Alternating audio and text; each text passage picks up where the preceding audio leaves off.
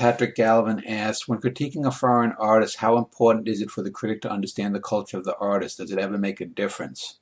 That's a good question, and I would say it rarely makes a difference. The presumption is that there is a great world of difference between various art forms in different cultures, and this is just not so. For example, ideas of beauty worldwide are similar. It's about symmetry. So if you were to do a painting, for example, there are symmetrical aspects that would apply. Now, people would say, well, if you look at Japanese painting, it has more of a flatness than the realism of modern portrait painting.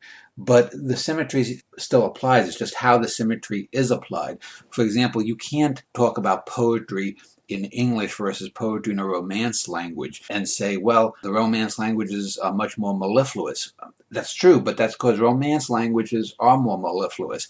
In a sense, it's much more difficult to write formal or rhyming poetry in English. It's a greater accomplishment. So the idea that each culture has its unique set of criteria in a particular art form is very limited. Maybe 1 to 5% of any particular art form might have some cultural uniqueness to it. Otherwise, we're very much more alike than we are unalike. And this applies across the board. If you look at films, for example, this is why, even going back to silent films, Charlie Chaplin worldwide was appreciated because humor, falling down, especially physical slapstick humor, goes worldwide. If you look at the great films of a Fellini or Bergman or Kurosawa up through modern masters like Nuri Bilge Ceylan from Turkey, the very same things apply. They can be from Turkey, but you can understand the characters because they feel love, they feel pain, they feel familial ties, they feel envy, they feel anger, etc.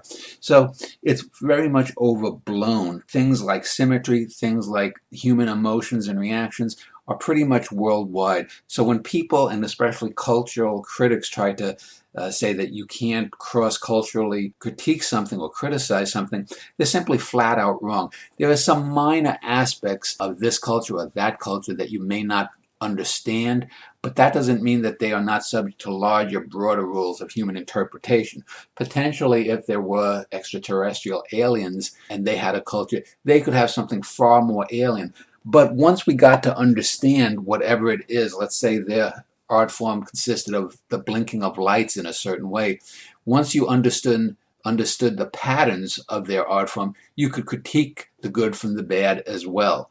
So I don't think anything is beyond understanding in terms of the arts, and cross-cultural criticism is a valid thing, and it can be applied justly, even if you are not from that culture originally.